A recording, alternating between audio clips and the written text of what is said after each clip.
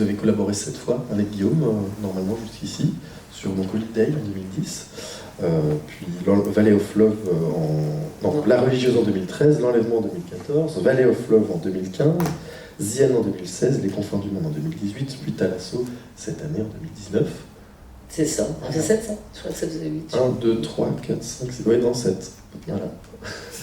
Alors, est-ce que vous pouvez revenir sur votre rencontre avec Guillaume Niclou, qui me semble que vous connaissiez déjà quand même depuis un bout de temps avant Holidays, et comment s'est fait cette rencontre sur ce film? Alors en fait, la rencontre avec Guillaume s'est faite au téléphone quand on vivait à la campagne avec Maurice. Et un soir d'insomnie, on avait une grande bibliothèque et Maurice avait pioché et est tombé sur The City, qui est un livre que Guillaume avait écrit. Et il me dit le lendemain, tiens, essaye d'appeler pour savoir si les droits sont libres, parce que c'est assez dingue. Donc je crois que j'appelle un copain qui était régisseur, et qui se trouvait être avec Guillaume ce jour-là, grosso modo, quelque chose comme ça. Enfin, il y avait un truc comme ça. Et du coup, je dis à Guillaume Niclou que savoir si les droits du livre étaient libres. Et donc il m'a dit oui, et voilà, ça c'est la rencontre au téléphone. Puis après, je rappelais un peu régulièrement pour savoir s'ils étaient toujours libres.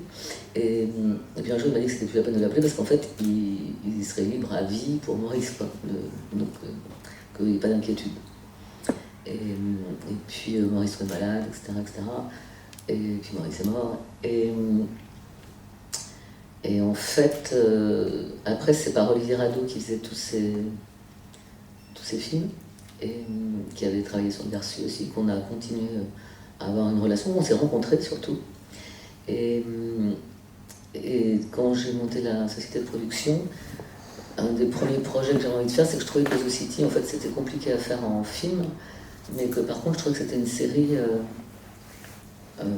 intéressante. Et là, j'ai dit à Guillaume, et je lui ai parlé de... Alors attention, parce que moi j'ai un gros problème de nom propre, entre autres. Ils viennent de sortir un film, c'est de... Comment il s'appelle? Parce qu'après, il a travaillé avec lui sur une série script. Pardon? Non, pas du tout, du tout. Les frères Larieux? Non, non plus. Ils sont pas frères. Il y en a un qui est plus ou moins plasticien et l'autre qui est... Non, c'est assez pointu. Ils ont fait un film avec un ours.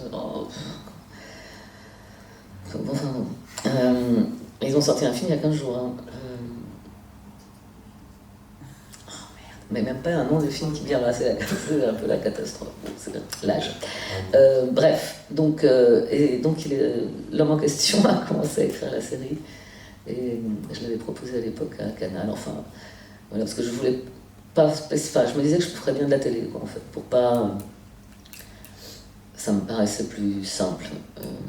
Ça l'a pas été du tout, donc... bref, personne n'a voulu de cette chose. Il faudrait que je pense à la... Il faudrait que j'y repense. Trévidic, ça y est, yes. Pierre Trévidic. Pierre comment? Trévidic. Ah oui, Pierre Trévidic. Oui, voilà. Et voilà, donc là, on s'est pas mal revus, mais je crois qu'il n'avait pas encore tourné la clé à ce moment-là. Je ne sais plus de quand ça date la clé. 2008. Oui, c'est ça, donc non, il n'a pas tourné la clé encore. Et puis, un beau jour, il m'appelle pour me proposer quelque chose, donc on se voit, et c'était pour me proposer La religieuse de Diderot. Voilà. Et je me souviens lui avoir dit que si c'était pour en faire un truc bizarre, ça m'intéressait pas, mais que si c'était pour en faire une adaptation, voilà. C'est-à-dire un truc bizarre. Non, mais un truc à la Niclou tordu, quoi. Ouais. Et il m'a dit non, pas du tout. Donc voilà, je savais qu'on rencontrerait le problème il y avait un génie qui avait tourné La religieuse. Moi, personnellement, qui avait vu le film, je suis pas sûre que ce soit le cas de Guillaume. Je trouvais que ça autorisait de le retourner, enfin de tourner à nouveau, de proposer quelque chose. Et voilà. Donc nous voilà partis, mais en fait pas tant que ça, parce que donc à ce moment-là, Guillaume a perdu son père et avait envie de quelque chose de plus léger que La religieuse, et donc m'a envoyé le scénario de Holiday, qui était donc une comédie moi qui m'a beaucoup fait rire, et donc j'ai dit allons-y pour Holiday, et voilà, on n'a pas trouvé beaucoup d'argent, mais comme c'était un décor unique, et voilà, donc on s'est bien amusé. On a tourné ça à Cahors, dans un relais château qui était fermé mais qui a rouvert pour nous, et on a habité, tourné là. Et puis après, on a enchaîné avec la religieuse, et puis tout ce que vous avez dit. Et quel lien vous entreteniez avec son cinéma, s'il y a avant votre collaboration? Je crois que j'avais à peu près tout vu. Le Poulpe, j'ai beaucoup aimé. Une affaire privée, beaucoup aimé. J'avais pas vu les tout premiers, hein, donc j'avais un lien, normal. Je trouvais qu'il avait quelque chose de bien à lui, mais j'aimais beaucoup la personne aussi. C'est pour ceux qui l'ont vu, peut-être il y a quelque chose d'assez étonnant chez lui. Et puis voilà, je trouvais que c'était un cinéaste qui devait continuer à tourner. Et puis après, c'est un rapport qui se construit, une confiance qui se construit peut-être, plus qu'un rapport. Enfin, je veux dire, c'est très agréable quand vous restez longtemps avec un metteur en scène. Alors là, on vient de voir Zienne, qui est un film un peu particulier destiné au e-cinéma. Et donc, la petite histoire, c'est qu'il vous a appelé un jour et qu'il vous a dit qu'il avait fait un rêve. Il vous a demandé qu'il voulait tourner très vite. C'est une combinaison entre son rêve et sa rencontre avec Depardieu sur Valley of Love, qui fait aussi qu'il y avait pour lui, pour eux, une espèce d'urgence à refaire quelque chose très vite. Et donc voilà, donc le rêve plus l'urgence, ça a donné The End. Et c'est vrai que du coup, on l'a tourné en e-cinéma, comme on dit aujourd'hui, parce qu'il n'y avait pas le temps d'aller chercher un financement plus classique. On n'avait pas le temps de passer des comités, etc. Et donc, il a fallu être un peu inventif. Et donc voilà, on a fait ça avec TF1 principalement, qui s'est emballé et qui nous a permis de tourner le film. Et quand on parle à Guillaume Niclou de ces films qui sont des films très spéciaux, on a l'impression que ça doit être difficile à monter. On lui demande comment vous faites, et il dit: je me le demande encore, comment elle fait pour produire mes films. Je pars avec mon bâton de pèlerin. Non, mais je ne peux pas dire que j'ai rencontré beaucoup de difficultés. Après, Guillaume, il a quelque chose qui permet un coup de film, qui ne serait évidemment pas le même si c'était quelqu'un d'autre que lui, parce qu'il a une capacité à tourner rapidement, ne voulant pas dire bâclé, mais qui évidemment, comme ce qui coûte le plus cher, c'est le temps de tournage, ça permet d'avoir un film d'une grande tenue, avec des moyens qui ne sont pas délirants. Mais non, mais si vous voulez aussi, après il y a toujours la notion de box-office qui permet plus ou moins, il a aussi une grande capacité à convaincre des vedettes, donc quand il a envie de quelqu'un, ça se passe toujours bien, et donc il y a quand même toujours un peu un casting, et puis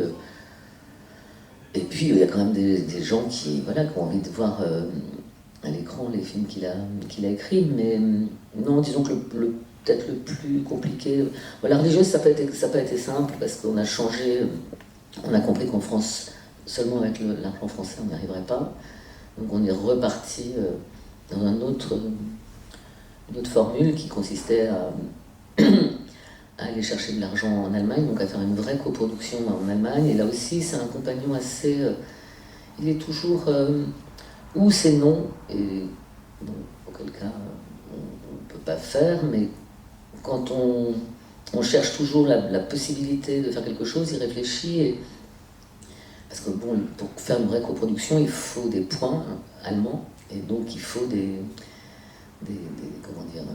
comédiens, des techniciens qui soient allemands, et là-dessus, c'est quelqu'un qui va réfléchir pendant une semaine, qui va regarder des films, qui va s'enseigner, et puis qui va trouver des collaborateurs avec qui il est possible de tourner, parce que c'est compliqué d'emmener que ses collaborateurs français.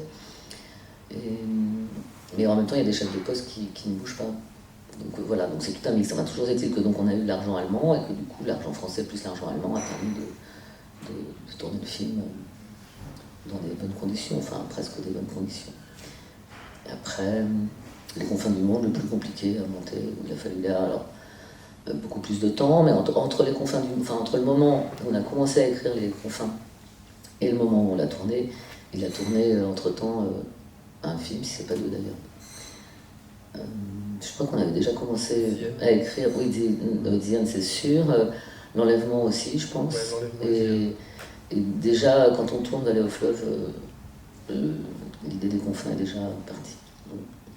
Et voilà, alors là, Les Confins, c'est une autre invention où finalement, comme on n'a pas eu de chaîne hertzienne, il y a plusieurs producteurs qui sont venus donner de l'argent de leur fonds de soutien. Le fonds de soutien, c'est ce qu'on gagne, ce qu'un producteur gagne en fonction des entrées de son film, et qui est de l'argent qui est collecté par le CNC et qu'on peut investir dans le film de quelqu'un d'autre. Donc voilà, on a trouvé 6 producteurs qui se sont... C'est vrai qu'il y a beaucoup de productions à la fin. Oui, c'est assez joyeux. Hein. D'ailleurs, depuis, le CNC a fait un décret qui autorisait ça. Là, ça devient un peu technique. Hein. C'est-à-dire qu'on peut valoriser son fonds de soutien à 25% quand on est producteur délégué, mais sinon, quand il y a plusieurs producteurs, ils ne pouvaient pas le valoriser à 25%, mais seulement à 15%. Et donc, on a proposé que ce soit une loi, enfin un décret au CNC qui autorise ça pour que quand un producteur a un film où il manque de l'argent, si plusieurs producteurs viennent l'aider, ils puissent majorer comme le producteur principal. Et ce qui nous a permis de tourner le film. Voilà. Ce qui est intéressant dans votre relation avec Guillaume Niclou, c'est aussi votre rapport au numérique et aux nouvelles technologies, parce que beaucoup de cinéastes sacralisent la salle obscure, ce qui n'est pas du tout le cas de Guillaume. Lui, ce qui lui importe, c'est de faire un film et qu'il soit vu éventuellement. Vous avez dit un jour... non, pas éventuellement. Parce que, enfin, pour Zienne, par exemple, on sentait que c'était plus l'envie de faire le film. Oui, mais pour Zienne, c'est-à-dire que le TF1 y croyait beaucoup, mais c'est vrai qu'aujourd'hui, en ligne... Pour un film d'auteur, c'est compliqué. C'est compliqué parce que on ne sait pas bien où le trouver. Et voilà. Et vous aviez dit une fois, le numérique est une révolution cruciale en matière de fabrication comme de production. Prenons-en acte. Est-ce que vous trouvez que ce n'est toujours pas assez investi ? Non, mais c'est vrai que... non, moi, je pense que c'est pas encore... Non, c'est pas encore assez investi. Je pense que ça permet à des films de se faire... quand on n'a pas d'autres, pas forcément quand on n'a pas d'autres solutions, mais voilà, enfin, typiquement sur un projet urgent ou nécessaire, ça permet de le tourner. C'est pas une histoire de rabais ou quoi, mais tous les films ne sont pas faits forcément pour la salle. Enfin, je veux dire, c'est très présomptueux de se dire que les gens vont bouger pour aller voir un film. Surtout aujourd'hui, et puis demain, n'en parlons même pas. Donc, c'est bien aussi de s'adapter à ce que les gens vont avoir l'habitude de faire. Hein. C'est pas grave, c'est un peu moins humain, mais c'est pas grave. Enfin, après, la salle, moi je la sacralise beaucoup. Hein, de sanctuarise la salle. Mais c'est une autre expérience pour moi. Mais je dis pas de... Je dis juste qu'aujourd'hui c'est compliqué, même si vous allez sur Netflix, vous voulez voir un film, vous savez qui y est, c'est compliqué.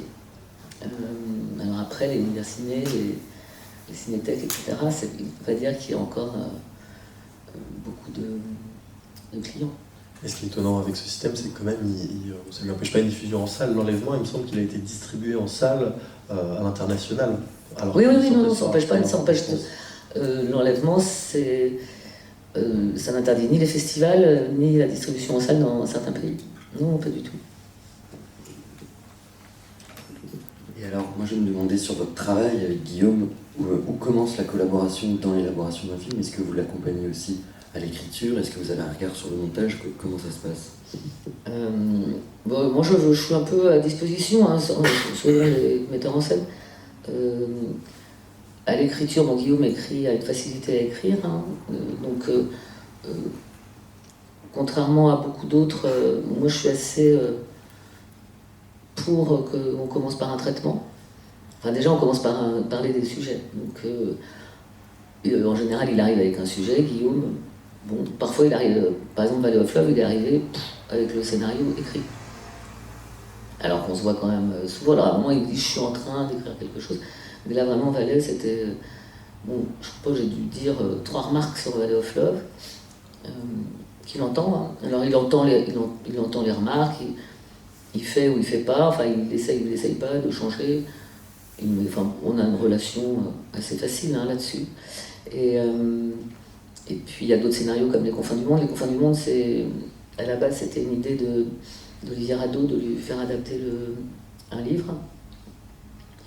Et donc c'est un des rares où c'est pas une idée, parce que moi seul, je pense, c'est pas une idée originale de Guillaume, mais c'est vrai qu'il y avait dans ce livre quelque chose dont on s'est énormément éloigné. C'est un peu le livre, même plus dans le film, mais l'idée de cette période on pensait vraiment que c'était un bon sujet pour lui, et d'ailleurs il a tout de suite dit il était d'accord pour faire ce film, et ça a été beaucoup plus long. Puis il a écrit avec quelqu'un, avec Jérôme Beaujour, et avec qui il avait aussi adapté La Religieuse, ah, vous l'avez pas fait venir, c'était intéressant de... Bah, on l'a contacté, il nous a jamais répondu. Ah bon, mais vous l'avez contacté comment? Parce que Jérôme, je suis open si l'adresse mail. Hein, Ouais, donc, sur mail, ouais. Ah oui, non, ça c'est pas trop ça, moyen de communication. Mais oui, voilà. Sur La Religieuse. Pardon? Jérôme avait dit sur La Religieuse. Oui, c'est ça ce que je disais, l'adaptation de La Religieuse et des Confins. Et puis, non, après, le Thalasso, il y a un script aussi. L'enlèvement, il y a quelques pages. Et Diane, il y a quelques pages. Et après, Holiday, c'était déjà tout écrit. Et là, on est sur un projet, je ne sais pas s'il en a parlé. Non, il n'a pas dit. Ouais, Soumission, vous en parlez? Non, ça, c'est pas avec moi. Je ne suis pas certaine qu'il faut faire un film avec Soumission. Non, bah alors s'il n'en a pas parlé, j'en parle pas. Mais en fait, on pose rarement la question des projets futurs. Ah bon. Parce que comme ils sont souvent avortés ou que... Alors là, bon, bref, en tous les cas, c'est un projet dont je ne parlerai pas plus que ça, mais où on échange plus que d'habitude sur le script. Voilà. Mais ça, c'est avec Guillaume. Je n'ai pas de formule. Quand je fais un premier film, c'est beaucoup plus long et beaucoup plus en commun avec les metteurs en scène. Et voilà. Ce que je disais à l'ouverture de la rétrospective, c'est que ce qui m'inspirait moi beaucoup dans les films de Guillaume, c'est leur liberté, à la fois la liberté de leur forme et de leur fabrication. Donc vous permettez à ce cinéaste, et d'ailleurs à d'autres cinéastes comme Guy Roddy, Lafosse, Sissako, des films très particuliers, une liberté de fabrication. Et d'ailleurs vous avez un jour dit que vous voyez plus comme le bouclier des cinéastes que comme productrice. C'est-à-dire que je pense qu'un producteur, c'est, oui, parce que c'est un metteur en scène en général assez agressé, ne serait-ce que toute la période, pas où il écrit, mais la période du financement. Et souvent, c'est une période qui est assez difficile. Enfin, il y a 2 périodes très difficiles, c'est le financement et la sortie du film en fait. Et donc je pense que c'est quelqu'un qu'il faut protéger à ce moment-là. On n'est pas obligé de raconter ce qu'on vit pendant le financement. Et puis, oui, une grande liberté aussi. Je laisse la possibilité de changement jusqu'à un peu la dernière minute, y compris après la dernière minute, la première semaine de tournage, des choses comme ça. Ça m'angoisse pas si on veut changer quelqu'un. Enfin là, oui, il y a des choses qui seraient plus angoissantes, mais bon, on ne va pas changer le lieu de tournage, par exemple, mais un collaborateur proche, un comédien principal, des choses comme ça. Voilà, ça me... Oui, enfin, je leur laisse la liberté, c'est surtout que, enfin, si on s'en rend compte rapidement, ou lui, ou ensemble, il faut faire quelque chose. Enfin, je veux dire, on ne va pas trimballer le problème, enfin, il faut mieux arracher le bras et puis réfléchir plutôt que continuer avec ça. Et après, sur le tournage, alors, pour le coup, je ne suis pas du tout intervenant, non. je regarde à peine les rushs. Hein, pour avoir j'aime beaucoup avoir la surprise du film, pour avoir l'œil très frais la première fois que je vois le montage. Parce qu'on connaît beaucoup de producteurs qui semblent beaucoup plus frileux un peu à la fabrication du film. Est-ce que vous pensez que du coup, maintenir cette liberté-là, ça préserve la création artistique et l'originalité artistique du film? C'est-à-dire qu'il faut avoir un metteur en scène aussi. Hein, si vous avez une enclume... mais bon, après, c'est... Oui, enfin, je vois pas ce que je pourrais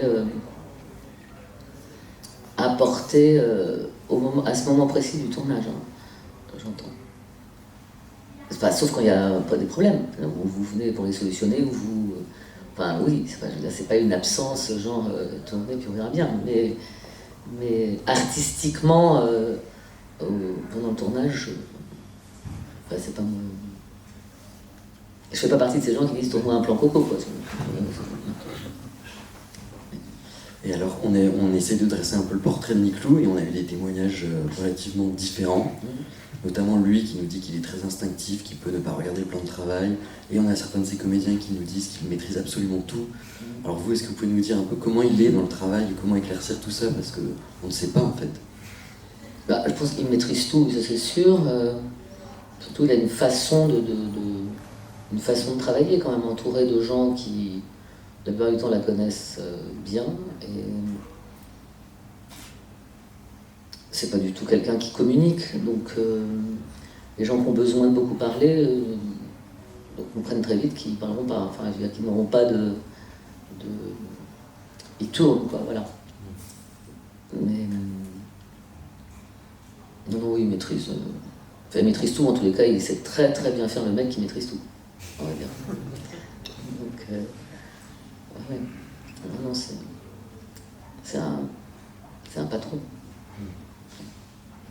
Mais il y a aussi quelque chose il partage énormément, mais ça passe pas par la parole ou par les discussions. Voilà. Il regarde, il voit tout. Mais il ne sait pas d'avance, je crois pas, ce qu'il va faire, comment il va le faire. C'est quelqu'un qui voit au moment où il est, et où il est en train de tourner le plan. Après, il a une idée globale, sûrement, mais... non. Et alors, hier on avait Guy Lecorne qui nous disait que la fin de The End n'était pas prévue telle quelle. Il voulait pas en dire plus parce qu'on n'avait pas encore vu le film. Donc maintenant qu'on a vu le film, est-ce que vous pouvez nous raconter un peu c'est quoi cette histoire? Non, mais moi, vous savez, alors là, dans la salle de montage, j'y vais quand on me siffle, hein, donc avec Guillaume, j'entends. Non, je ne suis pas du tout au courant de cette histoire. Mais... Non, moi, je m'en souviens plus, c'est possible, mais... Non, mais peut-être, oui, mais ça m'étonne. Le côté, ils ont rallongé pour faire... pour le contrat, alors là... j'ai peut-être oublié, enfin, je vois pas... De toute façon, franchement, s'il y avait eu un contrat à 1h20 qu'on fasse 1h15 ou inversement, je pense que j'aurais résolu ce problème sans qu'il rallonge le film. Mais bon...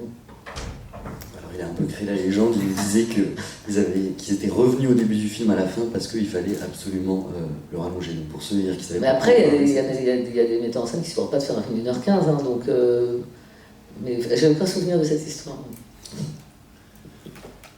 Mais ce qui est intéressant avec Niclou, c'est qu'on a l'impression que c'est toujours quelqu'un qui trouve une solution sur tous les films. Oui, tout à fait. Là, pour les improvisations, Michel Houellebecq, beaucoup d'anecdotes nous ont été racontées. Au Valley of Love, c'était Ryan O'Neal qui devait camper le premier rôle, finalement tout change et il reprend un peu. Oui, j'arrive pas du tout à monter le film en anglais, au fait. Donc un matin, je l'appelle et je lui dis, écoute, on n'arrivera jamais à... Enfin, j'arriverai jamais à monter le film en langue anglaise, donc ce serait pas mal que... Mais René, il avait dit oui, hein. Et donc, je pense qu'il faudrait trouver un acteur français. Là, tout de suite, il trouve Depardieu avec Huppert. Alors là, c'est pas pour la légende, mais non. Je trouve Depardieu. Ah oui, non, mais ça par contre, non, c'est vrai. Il est de bonne foi et c'est lui qui nous l'a dit. Effectivement, c'est vous qui avez réussi à avoir ça, c'était pas très compliqué pour moi à l'époque. Ouais. Non pas de l'avoir, hein, mais de... En fait, je me suis retrouvée... Ça s'est passé comme ça, c'est-à-dire que je passe boire un café avec Gérard chez lui, et donc j'étais en face de lui, et je me dis, mais après tout, pourquoi on cherche quelqu'un alors que... Et en même temps, je me dis, c'est tellement proche de sa vie que c'est compliqué que je lui en parle. Et en même temps, je me dis, mais en même temps, c'est complètement con que je n'en parle pas, c'est compliqué, c'est con, c'est compliqué. Et au final, je lui dis, écoute, tiens, je dis, il y a Niclou qui a écrit un truc. Et je pense que, voilà, ça serait... Alors je dis c'est embêtant parce que c'était pour Ryan O'Neill et donc pas du tout écrit en pensant à toi, mais il se trouve que c'est quand même proche de quelque chose que... Mais c'est proche de ce qu'a vécu Ryan O'Neill aussi. Hein, oui, oui, tout à fait. C'était oui, oui. Et du coup, il me dit bah ouais, faudrait que je le rencontre.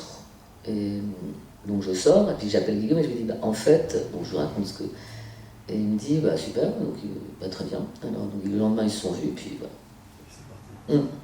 Et ce qui est drôle à propos de ce film, c'est que donc, Guillaume, lui, acceptait totalement, et même le disait que c'était une volonté de un peu reprendre le couple de Loulou. Mais par contre, quand on entend Gérard et Isabelle en interview, eux, ils renient totalement ce lien avec Loulou. Ah bah, du coup, Isabelle était dans le film avec Ryan O'Neill. Hein. C'est pas du tout parce qu'il y a Depardieu, on prend une place. Donc du coup, il n'y a pas de volonté de recréer le couple. Mais énormément de gens, et moi la première, hein, j'étais persuadée que Gérard et Isabelle avaient retourné ensemble après Loulou. Et en fait, non. Ouais, c'est ça. Mais non, mais c'est quand même un hasard que ça se passe comme ça. Enfin, je veux dire que le tandem soit recréé. Donc, après, oui, c'est toujours chiant de se remettre dans les pas de quelqu'un, surtout que j'ai même non. Donc, mais, Guillaume, ça l'a jamais gêné en tout cas.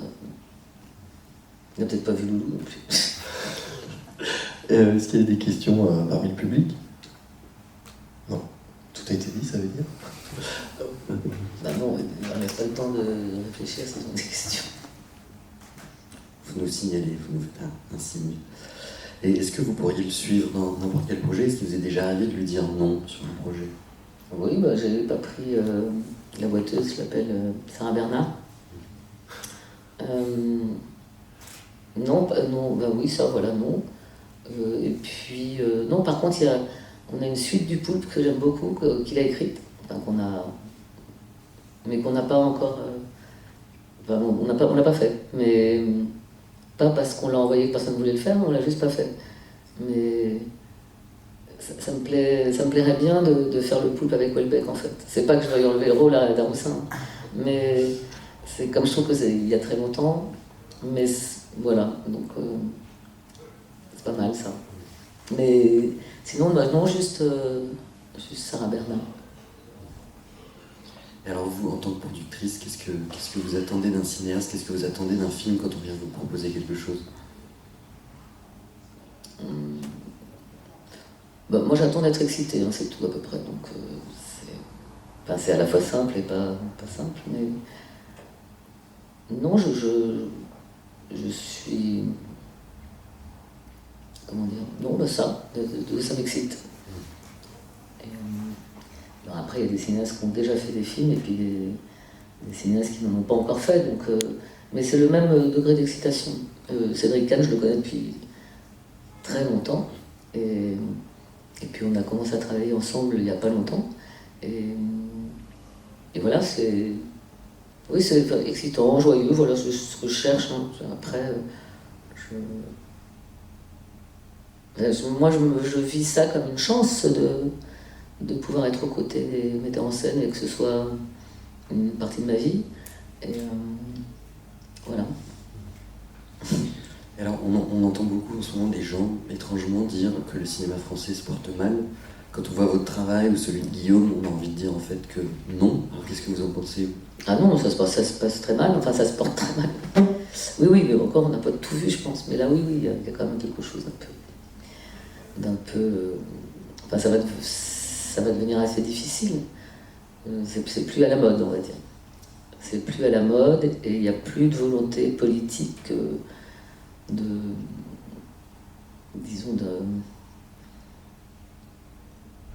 soutien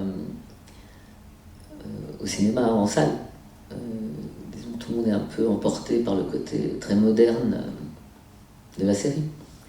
Donc aujourd'hui, quand vous êtes producteur, la plupart des gens que vous croisez, en tous les cas, le milieu, disons, plus financier, vous conseille vivement de faire de la série pour vivre ou survivre. Mais non, voilà, c'est compliqué. Puis en plus, ça va d'autant plus compliqué que je crois que cette année va être la meilleure année en nombre de spectateurs en salle depuis 1960, je crois. Donc c'est 210 ou 212 millions de gens qui sont allés au cinéma cette année.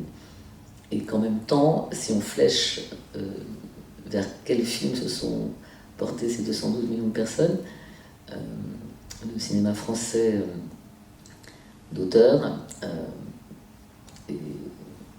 disons que c'est pas là que se concentrent les entrées. Donc il y a des grands champions français quand même, mais après, c'est vraiment... oui, enfin, voilà, donc on va se confronter au fait que ça marche beaucoup encore en salle, et puis que les films par contre ne sont pas vus ou peu vus, et que ça devient quand même un problème, avec un ministre de la Culture qui nous dit qu'il faut qu'il n'y ait que des champions. Et comme on continue à faire des prototypes, que chaque film est un prototype, et qu'on ne connaît pas, grâce à Dieu, la recette du succès, voilà, ça va pas être très simple. Et que, comment dire, il y a une espèce de, comment on dit quand ça grossit, d'inflation de nombre de producteurs, donc de films. Mais je pense pas qu'il y a trop de films, mais je pense qu'il y a trop de producteurs, parce qu'il devrait faire normalement qu'il n'y aurait pas trop de films. Non, mais je veux dire, c'est pas la même chose. Enfin, dire qu'il y a trop de films, moi je pense pas qu'il y a trop de films, c'est pas le sujet, mais trop de producteurs, oui, ça oui. Parce que c'est un métier quand même. Oui. Moi, je suis pour reprofessionnaliser notre métier, qui est assez peu connu même, je dirais. Enfin, pour qu'il y ait autant de gens qui pensent qu'ils peuvent le faire, c'est qu'ils savent pas ce que c'est. Parce qu'a priori, c'est quand même pas un truc qu'on fait comme ça du jour au lendemain. C'est beaucoup, beaucoup de travail. C'est ce que je dis toujours. Pour un metteur en scène, c'est quand ça va très très vite, 2 ans de sa vie, 3 ans, 4 ans très souvent.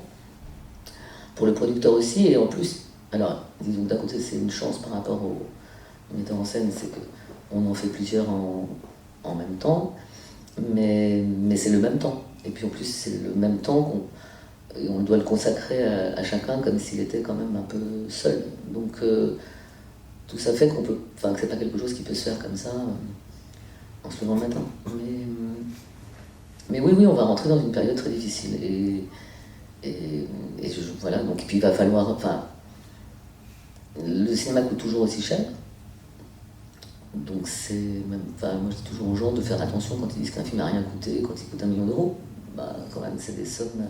En tout cas, qu'on ne peut pas dire comme ça, lancer ça dans le public. Et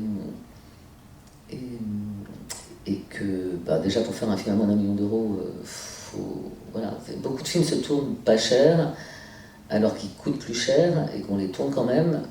C'est déjà obérer un peu le résultat. Il y a peu de gens qui sont capables de tourner un film avec peu de moyens. Et souvent, pour qu'une société de production vive, on tourne quand même, parce que ça enclenche quelque chose.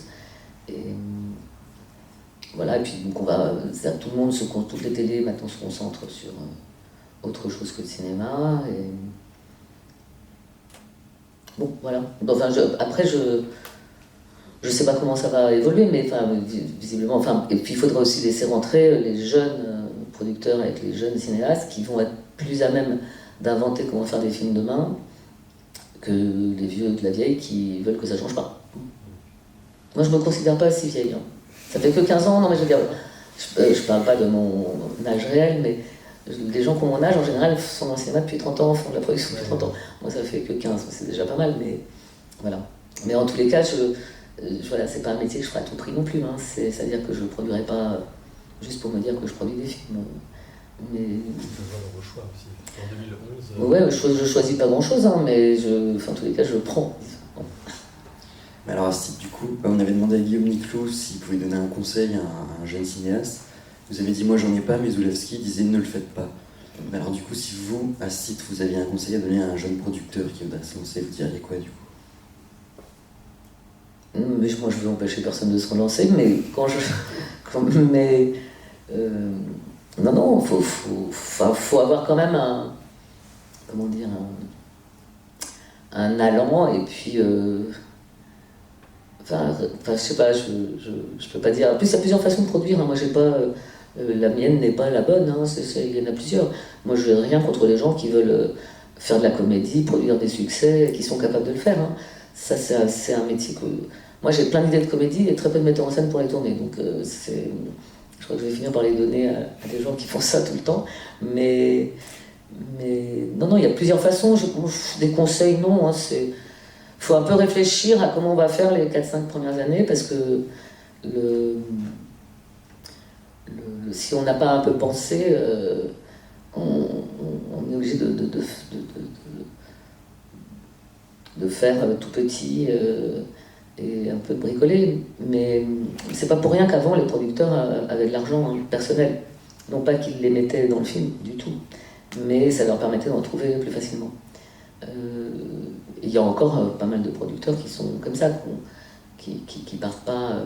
Quand on part vraiment avec rien, il faut bien penser son truc. Il faut surtout partir avec un metteur en scène. Voilà, Et puis pas rester seul dans son coin. Je pense qu'il faut essayer d'être pas loin de gens qui font la même chose, parce que sinon on a vraiment l'impression que tout le monde va bien sauf soi, et se rendre compte que tout le monde a les mêmes problèmes en fait. Donc c'est pas se décourager, et beaucoup travailler. Aujourd'hui, il faut beaucoup travailler, penser qui peut aller voir ça, et du coup, une fois qu'on a à peu près pensé à sa réponse, essayer que ça coûte ce que ça doit, non pas rapporter, mais on ne peut pas faire des films sans se demander qui va aller les voir aujourd'hui. Enfin, quand vous avez une telle proposition sans bouger de chez vous, il faut quand même se dire qu'est-ce qui va pouvoir les faire sortir. Mais je pense qu'aujourd'hui, en plus, on a une chance, plus qu'il y a quelques années, de quelque chose de moins tiède, et que des choses très originales peuvent attirer le public. Pareil, on n'est pas obligé non plus d'avoir tout le temps la vedette, même si je voyais cette année, on regardait ça au bureau, quand même, t'as Guillaume Canet qui va faire plus de 6 millions d'entrées sur 3 films, ou réalisés par lui, ou avec lui dedans. Et c'est assez extraordinaire. Et il n'y a plus beaucoup de gens comme ça qui sont un appel pour le public, mais on peut aussi faire des films. Enfin, il est nécessaire même de faire des propositions avec des acteurs qu'on voit moins, parce que je veux dire, le renouvellement n'est pas... Mais je pense à Petit Paysan ou des films comme ça, ou Jusqu'à la gare, qui sont des sujets où avant vous aurez dit non, mais attends, t'es gentil. Voilà, alors je dis pas que ça a été facile à monter, mais ça permet de prouver que les gens peuvent aller voir des films sur des sujets qui les touchent profondément. Je pense que c'est entre la multiproposition à la maison, les infos non-stop, quand on prend un sujet qui peut être aux infos régulièrement, mais qui d'une certaine façon n'est jamais traité à part à coup d'électrochoc, faut toucher les gens. Voilà, moi je crois beaucoup à ça. Leur parler vraiment très directement, et ça autorise des sujets qui avant n'étaient pas possibles. Alors c'est vrai que ça reste à faire dans une économie tenue, mais voilà, je sais pas ce que moi je pense à ça. Je pense qu'il faut vraiment bien réfléchir avant de partir, et sur le sujet déjà. Et on fait ça avec Cédric Kahn par exemple. Il vient, il met sur la table tous les sujets auxquels il a pensé, puis on essaye de se dire que celui-là, pour la prière, la prière c'est pareil, c'est pas évident à la base. Et on a fait comme ça, puis le film d'après aussi. Et voilà, il faut travailler très en connivence avec son metteur en scène. Voilà ce que je dirais à un jeune producteur. Et avant de poser la dernière question, pour revenir sur le problème du cinéma à venir, vous disiez dans une interview quelque chose de très intéressant en proposition, une solution un peu triangulaire qui avait déjà sur les télés, qu'on allège quand même ce qu'on leur demande. De l'autre côté, le CNC a une refonte de la convention collective, et la pointe du triangle, une prime pour les exploitants pour qu'ils diffusent plus longtemps les films. Alors, ce qui est intéressant, c'est que vous avez une vraie vision qui englobe toute la filière. chaîne. De toute Est-ce qu'elle est façon, partagée? je ne pense pas que je voudrais partager, mais en tout cas, je pense que il faut que toute la filière soit concernée, ça c'est sûr. Comme je pense qu'aujourd'hui, il faut se rapprocher des vendeurs, des distributeurs. Moi, je suis très proche des distributeurs et je vais le plus tôt possible les voir pour avoir aussi le regard, l'avis de celui qui va emmener le film en salle. C'est indispensable. On peut pas faire les premiers films, si vous les faites dans votre coin, vous travaillez, etc. Puis après, vous cherchez les gens qui vont le faire avec vous. Mais pour les films de metteurs en scène qui sont déjà connus, je vais très souvent, avec un traitement seulement, voir même avec le sujet et le nom du metteur en scène, voir les distributeurs. Parce que si on l'a vite avec soi, je parle même pas d'argent là, je parle de. Voilà, on va faire le film ensemble, on ne sait pas encore. Et puis ça fait un moment où vous êtes un peu épuisé sur le script, ça vous donne le regard de quelqu'un qui le lit, où vous ne voyez plus assez clairement pour voir encore les défauts. On s'habitue aux défauts, que ce soit au script ou au montage. Il y a un moment, les défauts, parce qu'on a retouché, quelque chose de pas bien, c'est pas parce qu'on l'a mieux égale pas forcément bien. Mieux que pas bien, c'est pas forcément bien. Donc il y a un moment, c'est plus de travail et puis on est plus à même forcément de le faire. Et là, à ce moment-là, le distributeur, c'est très intéressant. Le montage, c'est pareil. On ne montre au distributeur quand on est content, mais le distributeur voit des choses que nous, on ne voit plus. Donc ce partenaire-là, plus on... Et aussi, c'est eux qui prennent le plus de risques au cinéma, plus que les producteurs, les distributeurs. Et puis plus ça va, quand on manque d'argent, plus c'est celui qui doit en mettre le plus, alors que vraiment le mieux, ça serait qu'il en mette le moins possible pour qu'il y ait quelque chose d'assez harmonieux et que tout le monde soit heureux à la sortie. Alors que souvent, ils sont très, très en risque et qu'il faudra un nombre d'entrées qu'on sait presque depuis le départ qu'on n'arrivera pas à faire. Donc pareil pour ceux qui vendent à l'international. C'est vrai que le cinéma français international ne se vend pas. Il ne se vend pas parce qu'on est en français, principalement, en dehors de plus ou moins bons films, et que tourner autrement qu'en français en France, c'est compliqué, que là d'un seul coup il y a un financement qui est non existant.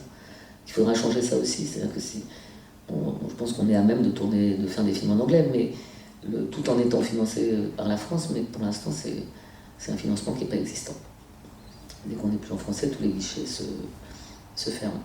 Et après oui, moi je trouve que moi je suis contre l'interdiction. Donc c'est vrai que je proposais plus un bonus aux salles qui gardent les films plus longtemps. Et en même temps, on voit bien que l'avalanche de films chaque semaine est un problème. Donc c'est aussi que tous les films ne se valent pas dans la catégorie auteur. Et qu'en même temps, au bout d'un moment, je comprends que le public ne sache plus trop ni quoi aller voir, ni comment faire, et qu'il suffit qu'il ait une mauvaise expérience pour que du coup tout le reste passe à la trappe en même temps. Et, oui, voilà. La solution, c'est de faire des bons films. Guillaume Niclou fait du cinéma depuis 30 ans maintenant, mais très vieux. Il a commencé à 20 ans. Je sais. Et qu'est-ce que j'allais dire? Oui, mais dans ces dernières décennies, il se met à faire vraiment de la série, à avoir des méthodes de travail très particulières. Est-ce que vous ne pensez pas que justement, il commence un peu à entamer une pratique du cinéma de demain? Ah si, mais Guillaume, il a toujours été comme ça. Enfin, je veux dire, c'est quelqu'un qui n'a pas de préceptes ou de principes, et surtout qu'il a une immense peur du vide, donc il faut qu'il tourne. En fait, sa vie, c'est ça, c'est de faire des films et de tourner. Donc du coup, c'est aussi ça qui fait qu'il adapte. Il est comme il peut effectivement faire de la série, faire du cinéma, faire un téléfilm, et aussi continuer à faire du cinéma, bien sûr. Non, mais de toute façon, la souplesse, il faut être souple. Moi, j'ai pas non plus je trouve formidable de pouvoir faire de la série, et je trouve formidable de pouvoir faire des films qui sont uniquement à la télé, et ça permet aussi de sauter l'étape de la sortie, qui est une étape très violente et très stressante pour les metteurs en scène, et ça leur fait un peu et ça leur permet de tourner un peu plus. Enfin, je pense qu'il faut... Je pense que... Alors, pour le coup, Guillaume, mais c'est vrai qu'un metteur en scène, c'est bien qu'il tourne. Voilà. Je pense que les grands arrêts, comment dire, c'est pas que ça enlève de la confiance, mais je veux dire, on rouille quand même pendant ce temps-là, d'une certaine façon. Et moins on roule, plus on est inventif, et plus effectivement on peut tourner rapidement. Voilà, je trouve la grande chance de Guillaume aussi, c'est pour ça qu'il est adaptable, c'est qu'il tourne vite. Il tourne vite, et pas justement ce que je disais tout à l'heure, ça n'a rien à voir avec tourner vite, tourner bâclé. C'est vraiment, il a mis au point quelque chose avec les gens avec qui il travaille, qui lui permet de tourner très rapidement, et donc c'est toujours pareil d'être très adaptable au coût du film. Ils sont pour autant être dogmatiques, ce qui est intéressant. Oui, tout à fait, mais c'est-à-dire que c'est vrai que souvent le manque d'argent aussi, enfin jusqu'à un certain point, et quand le travail est fait, ça oblige à retravailler le scénario, et très souvent le scénario est meilleur une fois qu'on a retravaillé pour que ça coûte moins cher. Parce que d'un seul coup, il y a des choses qui tombent et qui effectivement étaient pas nécessaires. Puis ça laisse la possibilité d'une invention au moment du tournage aussi. Ne pas avoir un scénario en pudding. On a recueilli les témoignages de plusieurs collaborateurs, et plus ça avance, plus j'étais en train de me dire, mais bon, quel est le lien entre tous ces témoignages qui souvent étaient assez différents. Mais vous avez dit quelque chose qui m'a interpellé, c'est la peur du vide. Et c'est ce qui semble, je trouve, être le point de rencontre de tous ces témoignages. Alors est-ce que vous pensez que c'est peut-être ça qui pourrait définir Guillaume Niclou, la peur du vide? Oui. C'est un peu le sujet de ces films aussi. Oui, c'est ça, oui, peut-être. Oui, peut-être. Je sais pas. C'est un tyran aussi, on pourrait dire. Est-ce qu'il y a une question dans le public? Bonjour. Quel regard vous portez sur le court-métrage, ses modes de production et de diffusion? Moi, j'en ai fait pas mal au début. Là, j'en refais encore quelques-uns. Mais moi, le court-métrage, ça me paraît toujours aussi indispensable. Enfin, je veux dire, on apprend énormément de choses en produisant des courts-métrages. Et puis, on tisse le lien avec les auteurs aussi. Et simplement, quand je dis laisser arriver les jeunes gens, le problème, c'est juste le passage au long-métrage qui devient, d'un seul coup, on est dans le marché, alors qu'avant, on ne l'est pas. Et donc, c'est un genre de choc, souvent, même si, évidemment, c'est pas le problème de savoir faire un long-métrage. C'est juste qu'effectivement, d'un seul coup, que ce soit le financement, même s'il y a des courts-métrages qui sont très bien financés, le financement, c'est d'un seul coup se retrouver avec des gens qui attendent quelque chose, une forme de rentabilité, et surtout que d'un seul coup, il va y avoir des gens qui vont payer pour aller voir ce que vous avez fait. Donc on sort du cycle finalement des festivals, etc. Mais enfin, pour moi, c'est le début basique, d'ailleurs qu'en général emprunte pas mal de gens. Mais après, on ne peut pas rester bloqué dans le court-métrage, enfin, même si ça prend quand même un certain temps. Quand on voit les producteurs qui faisaient du court-métrage au sein de ma société, et voilà, et ça prend quand même une dizaine d'années pour arriver au long-métrage en gardant ses metteurs en scène. Là aussi, il y a vraiment un vrai effort à faire par le CNC, je pense que c'est ça le plus simple, pour qu'ils ne perdent pas en route les metteurs en scène qu'ils ont produits en court-métrage, notamment quand ils sont doués, parce que souvent, n'ayant pas les moyens de payer l'écriture, ils se les font rapter par des producteurs plus installés. Et ils se les font rapter pour des petites sommes. Mais ça, je crois que ça va être fait quand même. Il y a déjà eu quelque chose, mais... Et voilà, oui, bien sûr, c'est vraiment le terrain de jeu, parce que c'est quand même un jeu aussi, le cinéma. Et le court-métrage, ça dit beaucoup de choses. Je dis pas, c'est pas un sous-film, quoi. Il a une question. Oui, vous avez parlé de la sortie qui était violente pour un metteur en scène. Et comment est-ce que vous abordez la période avant la sortie, où il y a de plus en plus, je ne sais pas si on le voit plus, on organise des avant-premières, on essaie de faire une montée pour faire émerger les films. Et je voulais savoir comment vous abordiez cette période-là en tant que productrice, et notamment en particulier avec Guillaume Niclou, en tant que réalisateur. Est-ce que lui il vit bien? Est-ce que la rencontre avec le public c'est quelque chose? La période est compliquée et souvent elle est très éloignée de la fin de la terminaison du film.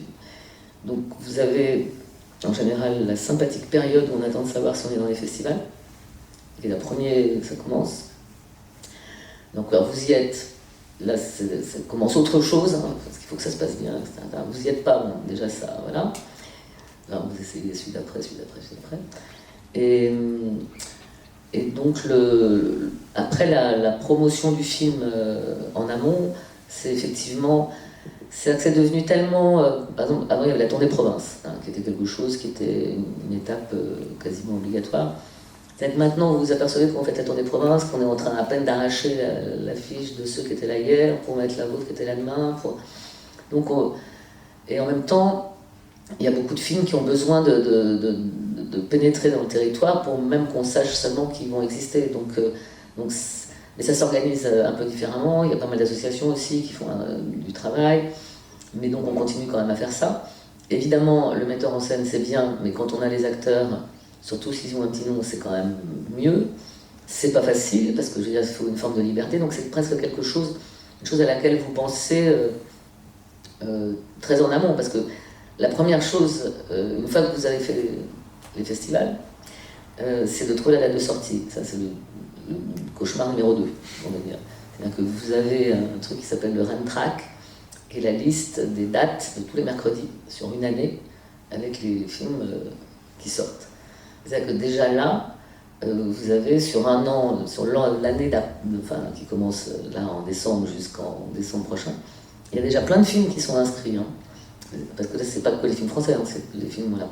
Donc déjà, vous essayez de trouver un mercredi où ça pourrait se passer pas trop mal. Il n'y a pas une finale de Coupe du Monde de foot ou des choses comme ça? Oui, enfin, c'est la finale de Coupe du Monde de foot, c'est pas le pire. Hein, c'est pas mal. Hein. Moi, j'ai vu ça, j'ai tout eu. Hein, la Coupe du Monde, le truc, enfin, la France qui ne devait pas se qualifier, qui se qualifie, enfin, tout. Et, mais disons que on connaît un peu les dates dans lesquelles il faut éviter de se mettre, ou d'autres au contraire de se mettre, enfin, genre les vacances de la Toussaint, les vacances... C'est pas forcément bon pour tous les films. C'est-à-dire qu'il y a...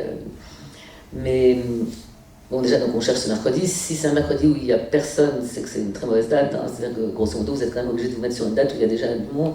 Donc il faut éviter le film un peu pareil, qui sort exactement le même jour. Et puis après, il y a encore beaucoup... le pouvoir de nuisance de la presse reste très fort. Le pouvoir d'envoyer des gens plus faibles, mais enfin, c'est quand même... La presse, ça coûte encore beaucoup. La chose préférée du distributeur, c'est les émissions de télé que tout le monde regarde, et vous êtes très rarement en mesure d'offrir quelque chose qui les intéresse. Donc, parce que c'est vrai que là, c'est quand même un monde où on aime quand même ce qui est un peu connu, etc. Voilà, donc c'est tout ça. Voilà, festival, presse, tournée province, et puis le jour de la sortie. Voilà. Et à 14h, c'est fait. Donc c'est fait pour... vous savez où vous en êtes. Donc vous dites pas tout ça, donc à un moment assez...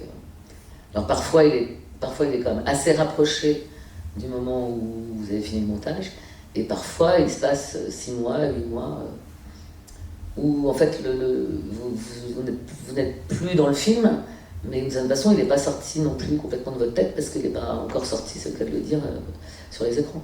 Alors il y a des gens... comme Guillaume par exemple, qui s'occupe pendant ce temps-là, enfin, qui écrivent, qui tournent un autre film. Mais voilà, c'est une période compliquée. Et c'est vrai que du coup, de ne pas toujours passer par ce biais de la salle, ça soulage, enfin, ça repose, quoi. Et en même temps, ça permet quand même de tourner.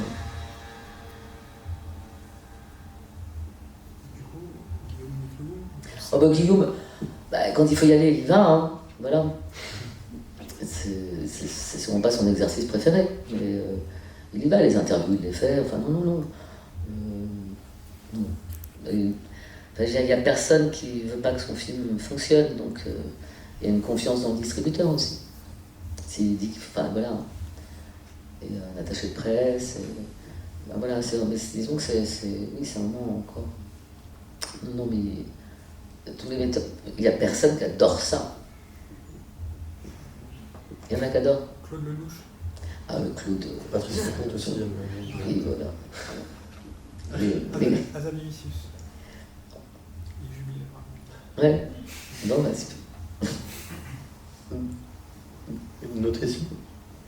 C'est une question qu'on pose à toutes les personnes que l'on reçoit, donc quel que soit leur métier, qui nous semble importante, surtout maintenant qu'on en a beaucoup. C'est marrant les propositions de chacun. Si vous aviez un conseil à donner à un jeune cinéaste cette fois.